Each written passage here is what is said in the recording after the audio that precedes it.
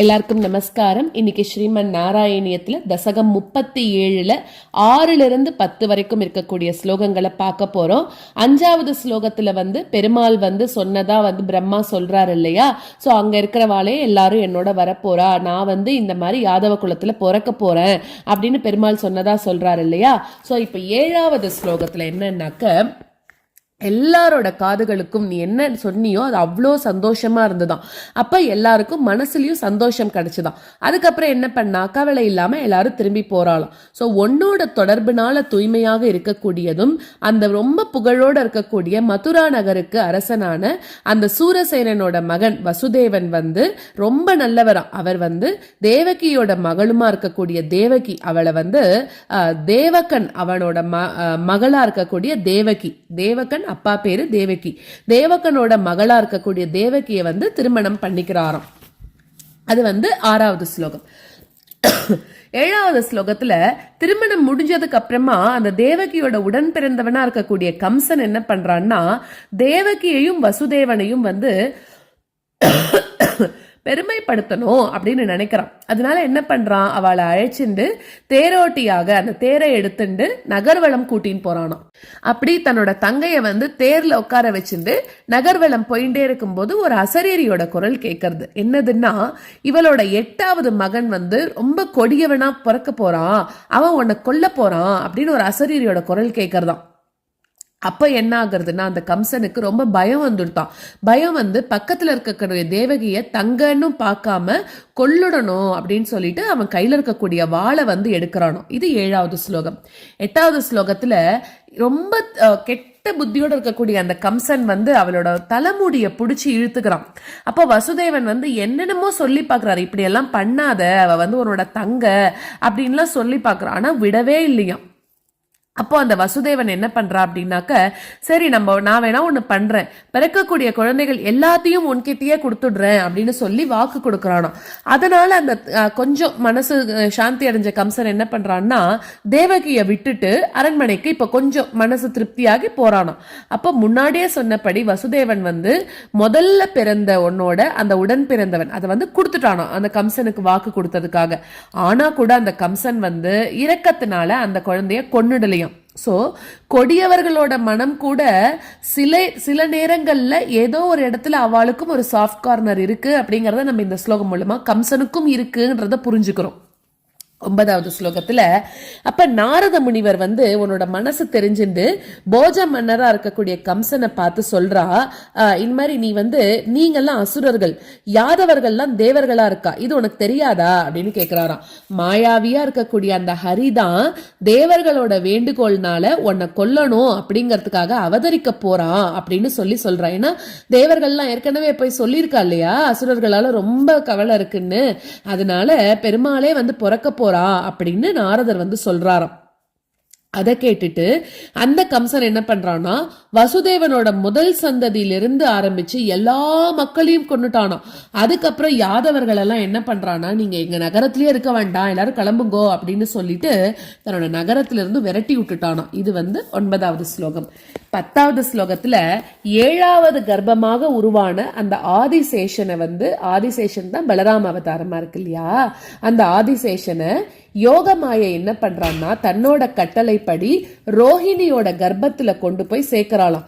அப்போ சச்சிதானந்த வடிவா இருக்கக்கூடிய நீ தேவகியோட வயத்துக்குள்ள பிரவேசிச்சு தேவர்களால துதிக்கப்பட்ட அப்படி இருக்கக்கூடிய கிருஷ்ணரா இருக்கக்கூடிய நீ தான் என்னோட நோய்கள் கூட்டத்தை எல்லாத்தையும் அழிச்சு எனக்குள்ள நல்ல பக்தியை கொடுக்கணும் அப்படின்னு பட்டத்ரி வேண்டிண்டு இந்த தசகத்தை பூர்த்தி பண்றார். இப்ப நம்ம ஸ்லோகத்தை பார்க்கலாம். ஸ்ருத்வா கர்ண ரசாயனம் தவ வசஹ சர்வேஷு நிர்வாபித ஸ்வாந்தேஷ்வீஷ கதேஷு தாவக கிருபா பீயூஷ திருப்தாத்மசு விக்யாதே மதுராபுரே கிலபவத் சாநித்ய புண்ணியோத்தரே தன்யாம் தேவக நந்தனாமுதவஹத் ராஜாச சூராத்மஜஹ श्रुत्वा कर्णरसायनं तव वचः सर्वेषु निर्वापित स्वान्तेष्वीशगतेषु तावक कृपा पीयूषतृप्तात्मसु श्रुत्वा कर्णरसायनं तव वचः सर्वेषु निर्वापित स्वान्तेष्वीशगतेषु तावक कृपा पीयूषतृप्तात्मसु विख्याते मथुरापुरे किल भवत् सान्निध्य पुण्योत्तरे धन्यां देवकनन्दनामुदवहत् राजा सशूरात्मजः विख्याते मथुरापुरे किल भवत् सान्निध्य पुण्योत्तरे धन्यां देवकनन्दनामुदवहत् राजा सशूरात्मजः श्रुत्वा कर्णरसायनं तव वचः सर्वेषु निर्वापित स्वान्तेष्वीशगतेषु तावक कृपा पीयूषतृप्तात्मसु विख्याते मथुरापुरे किल भवत् सान्निध्य पुण्योत्तरे धन्यां देवकनन्दनामुदवहत् राजा सशूरात्मजः श्रुत्वा कर्णरसायनं तव वचः सर्वेषु निर्वापित स्वान्तेष्वीशगतेषु तावक कृपा पीयूषतृप्तात्मसु विख्याते मथुरापुरे किल भवत् सान्निध्य पुण्योत्तरे धन्यां देवकनन्दनामुदवहत् राजा सशूरात्मजः उद्वाहा वसितौ तदीय सहजः कंसोत सम्मानयन् एतौ सूततया गतः पथिरथे व्योमोत्तया त्वद्गिरा अस्यास्त्वाम् अतिदुष्टमष्टमसुतो हन्तेति हन्तेरितः सन्त्रासात् स तु हन्तुमन्तिकगतां तन्वीं कृपाणीमदात् उद्वाहावसितौ तदीयसहजः कंसोत सम्मानयन् एतौ सूततया गतः पतिरते व्योमोत्तया त्वद्गिरा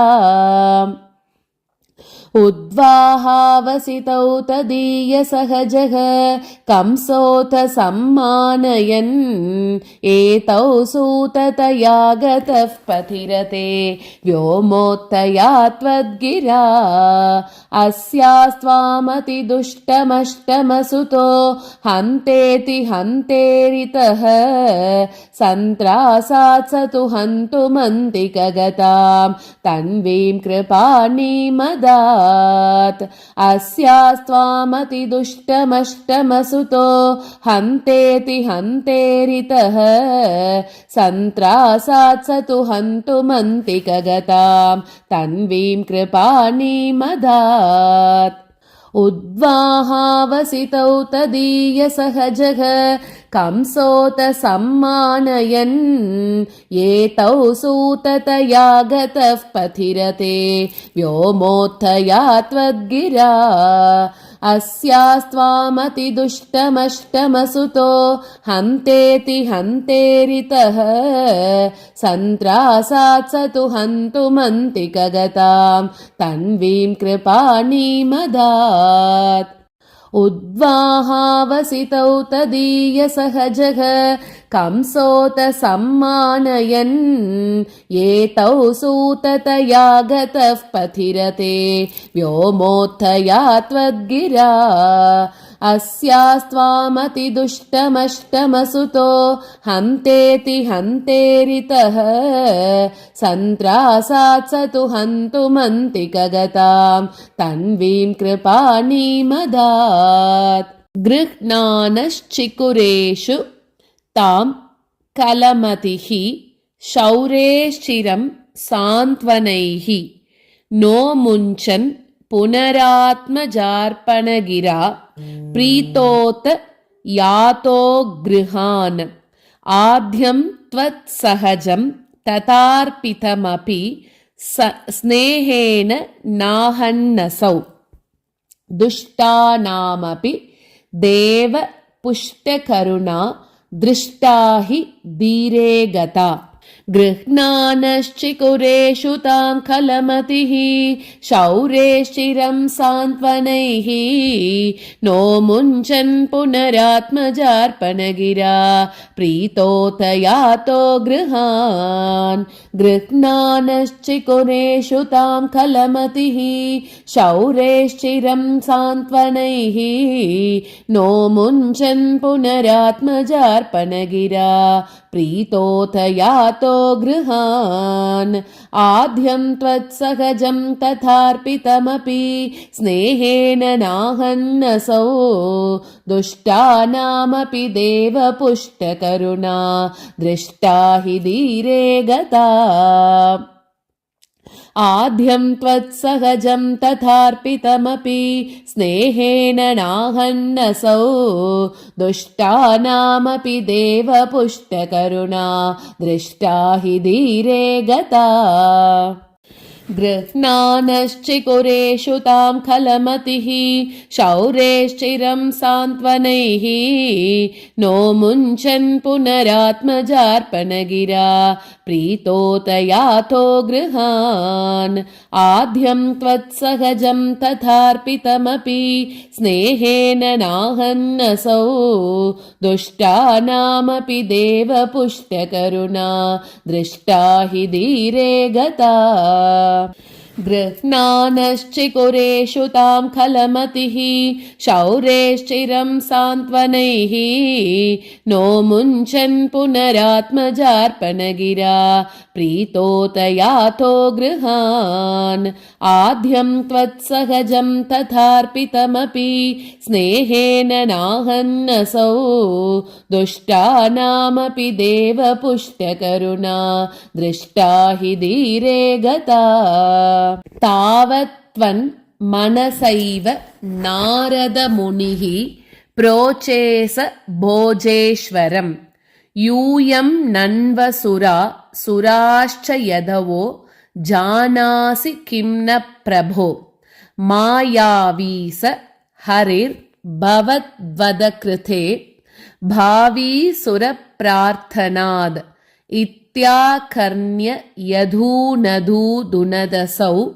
सौरेश्च सूनूनहन् तावत्त्वन्मनसैव नारदमुनिः प्रोचेस भोजेश्वरम् यूयं नन्वसुरासुराश्च यदवो जानासि किं न प्रभो तावत्त्वन्मनसैव नारदमुनिः प्रोचेस भोजेश्वरम् यूयं नन्वसुरासुराश्च यदवो जानासि किं न प्रभो मायावी स हरिर्भवद्वदकृते भावी सुरप्रार्थनात् इत्याकर्ण्य यदूनदूदुनदसौ सौरेश्च सूनूनहन् मायावी स हरिर्भवद्वदकृते भावी सुरप्रार्थनात् इत्याकर्ण्य यदूनदूदुनदसौ सौरेश्च सूनूनहन् तावत्त्वन्मनसैव नारदमुनिः प्रोचेस भोजेश्वरम् यूयं नन्वसुरासुराश्च यदवो जानासि किं न प्रभो मायावी स हरिर्भवद्वदकृते भावी सुरप्रार्थनात् इत्याकर्ण्य यदूनदूदुनदसौ सौरेश्च सूनूनहन् तावत्त्वन्मनसैव नारदमुनिः प्रोचेस भोजेश्वरम् यूयं नन्वसुरासुराश्च यदवो जानासि किं न प्रभो मायावी स हरिर्भवद्वदकृते भावी सुरप्रार्थनात् इत्याकर्ण्य यदूनदूदुनदसौ सौरेश्च सूनूनहन् प्राप्ते सप्तम गर्भतामहिपतौ त्वत्प्रेरणान्मायया नीते माधव रोहिणीं त्वमपि भोस् सच्चित्सुखैकात्मकः देवक्या जठरं विवेशित विभो संस्तूयमानः सुरैः सत्वं कृष्ण विधूय रोगपटलीं भक्तिं परां देहि मे प्राप्ते सप्तमगर्भता महीपतौ त्वत्प्रेरणान्मायया नीते माधवरोहिणीं त्वमपि भोस् सच्चित्सुखैकात्मकः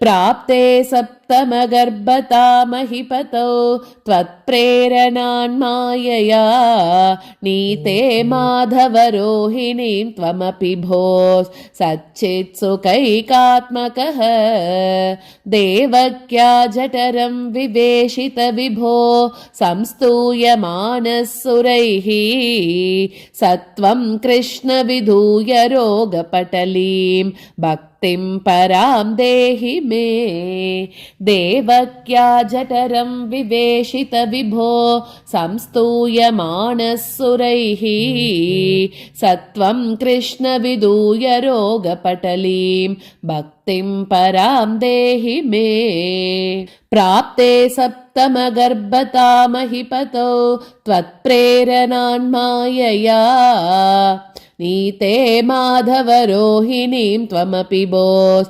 सच्चित्सुखैकात्मकः देवक्या जठरं विवेशित विभो संस्तूयमानः सुरैः सत्वं कृष्ण विधूय रोगपटलीं भक्तिं परां देहि मे प्राप्ते सप्तमगर्भता महीपतौ त्वत्प्रेरणान्मायया नीते माधवरोहिणीं त्वमपि भोस् सच्चित्सुखैकात्मकः देवक्या जठरं विवेशित विभो संस्तूयमानः सुरैः सत्वं कृष्ण विधूय रोगपटलीं भक्तिं परां देहि मे